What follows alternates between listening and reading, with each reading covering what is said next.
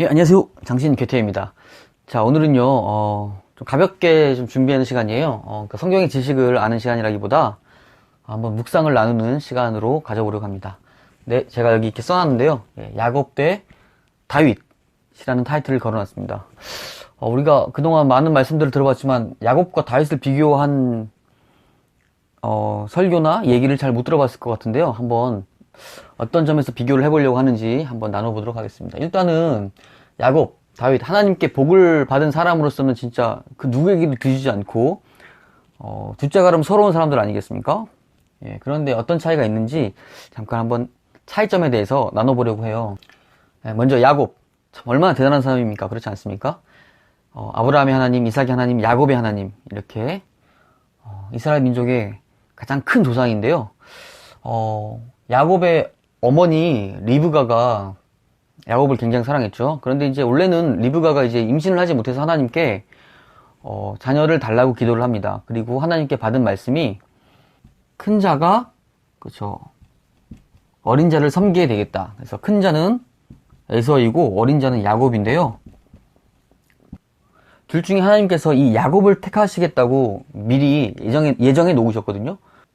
이 야곱은 태어나기 전부터 이미 하나님께 택함을 받은 사람이었습니다. 마찬가지로 다윗도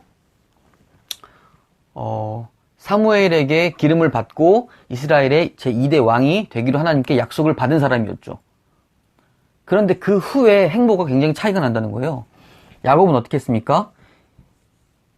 이 에서의 장자권을 뺏기 위해서 팥죽 한 그릇으로 형을 속여서 장자권을 빼앗게 되죠.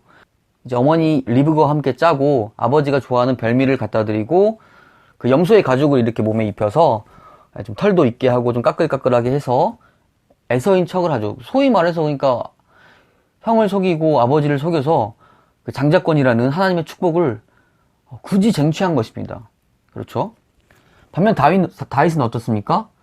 사무엘로부터 네가 왕이 되겠다고 기름을 받았을 때 이제 사울이 다윗을 시기해서 도망을 다니는 시간이 있죠. 그 시기가 무려 13년입니다. 13년. 그런데 이 다윗이 그동안 13년 동안 도망 다니면서 사울을 죽일 기회가 없었나요? 있었죠. 예를 들어서 사울이 한 동굴에서 이렇게 변을 보고 있을 때, 변을 당할 뻔했죠. 변을 보고 있을 때 모든 다윗의 부하들이 이것은 하나님께서 주신 기회입니다. 사울 왕을 죽이고 다윗에게 왕이 되라는 하나님의 기회이니까 이때 죽이고 다윗이 왕이 되었으면 좋겠습니다. 라고 얘기를 하죠. 아니다. 하나님께서 세우신 왕을 어떻게 내가 죽일 수 있겠느냐? 라고 말하면서 그 자리에서 사울의 옷만 살짝 베어서 그냥 가죠. 나중에 결국 어떻게 됩니까?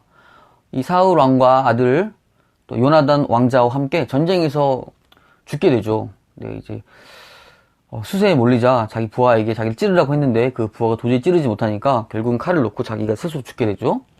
예. 다윗 왕이 이제 자연스럽게 하나님의 뜻대로 그런 식으로 왕이 자리에 올랐습니다. 반면 이 야곱은 결국은 사기를 쳐서 이제 장자권 축복을 얻긴 했지만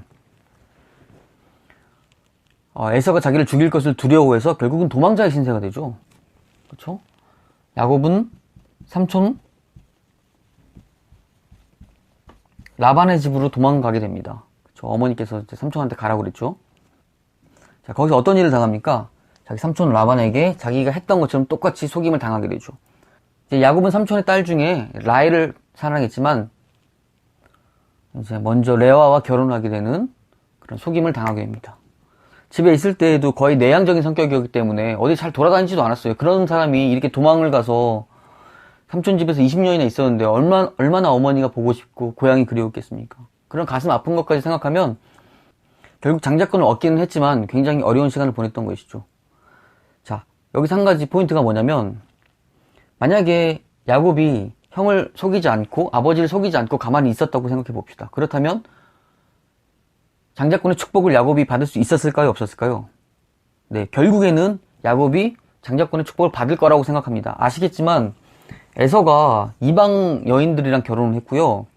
장자권을 되게 가볍게 여기지 않습니까? 팥죽 한 그릇에 장자권을 팔 정도로 굉장히 가볍게 여겼기 때문에 결국에는 야곱이 하나님의 축복을 받을 상황이에요. 그럼에도 불구하고 그것을 너무나 탐낸 나머지 이렇게 자기의 인간적인 방법으로 장자권을 얻게 되면서 결국에는 자기도 자기 인생도 고난의 길로 또 가시밭길로 가게 되는 것이죠.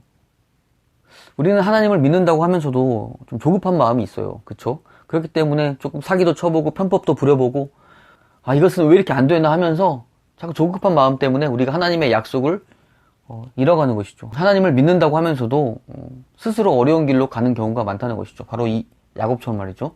하나님의 그 약속의 말씀을 기다리면서 우리 인생을 가장 좋은 곳으로 인도해 주실 하나님을 바라보는 그런 인내의 마음도 필요하다고 생각합니다.